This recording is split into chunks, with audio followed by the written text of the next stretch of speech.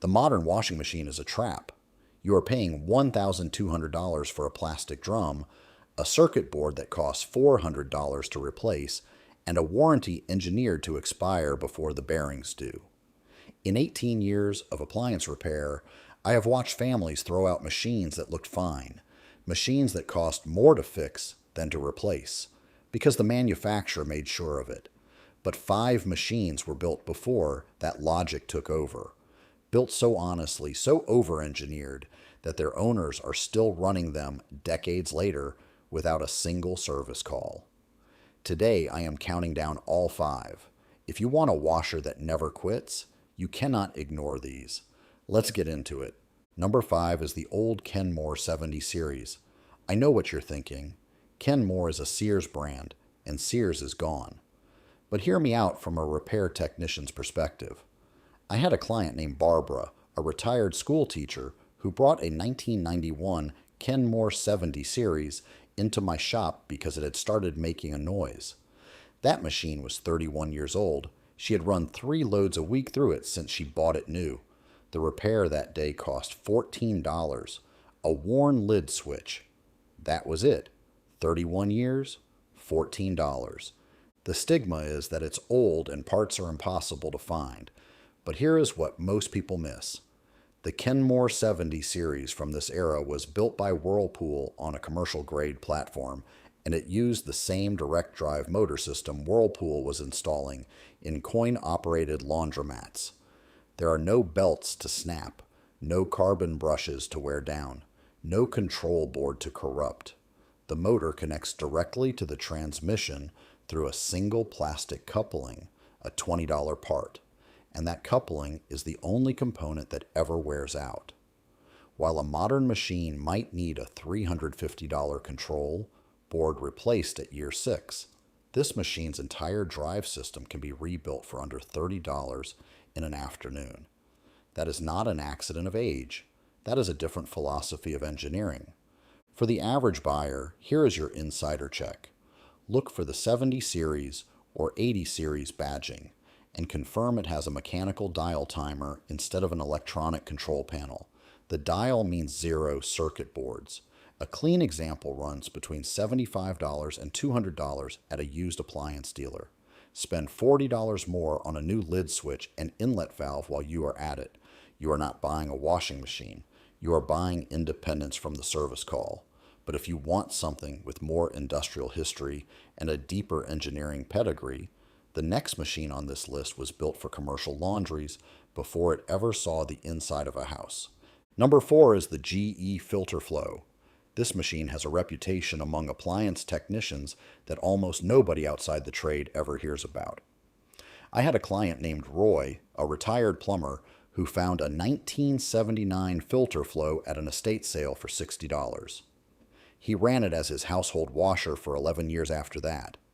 The machine already had decades of use on it when Roy bought it. His total repair bill over those 11 years was 1 inlet valve. $22, 20 minutes. That was the entire repair history of a machine that was already old when he found it. The stigma on the Filter-Flo is the manual lint filter, the one that sits inside the tub and has to be cleaned by hand. People see it and think high maintenance, but that filter is the reason the pump never clogs, the motor never overworks, and the drain never backs up. It is the most honest piece of appliance design ever built into a residential washer. The agitator runs off a 2-speed transmission manufactured to GE's commercial specification. Heavier castings, tighter tolerances, and clutch pads rated for industrial cycle counts. Not consumer spec, commercial spec. The difference between the two is the difference between a machine that lasts 11 years and a machine that lasts 40. For the layman's check, verify the manufacture date on the back panel is between 1970 and 1989. Earlier machines are more reliable than later ones. Check the inner tub along the bottom seam for rust. Surface rust on the cabinet is cosmetic, but rust on the inner seam means standing water and a compromised drum. If the seam is clean and the agitator moves freely, you have found something most appliance stores cannot sell you, A working Filter-Flo runs between $80 and $250, depending on your market. Buy it. Clean the lint filter after every load. Forget about it for 30 years. My top 3 picks, though, operate at a level that made independent repair technicians stop and pay attention, because number 3 was the machine that showed the industry what it was walking away from. Number 3 is the Maytag Dependable Care, top loaders built between 1985 and 2000, before Whirlpool bought the brand and changed everything under the name. I had a client named Glenn, a retired electrician, who paid $45 for a 1993 Maytag LAT9304 at a garage sale. He ran it for 11 more years. Not once did he call me. The stigma is that Maytag became a punchline after the acquisition. That reputation is not wrong, but it belongs to the machines built after 2006, not these. The original Dependable Care ran a cast iron transmission rated for industrial cycle counts. A modern machine uses a plastic gear case rated for roughly 500 wash cycles. This transmission had no such ceiling. The insider check. Dial timer, not digital. Pull the agitator cap and inspect the agitator dogs. Plastic pawls that cost $12 as a set. If the agitator spins freely in both directions, they are worn. 30 minutes to replace.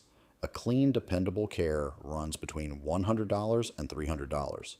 But number 2 has a different kind of history, and it is one the entire industry quietly borrowed from.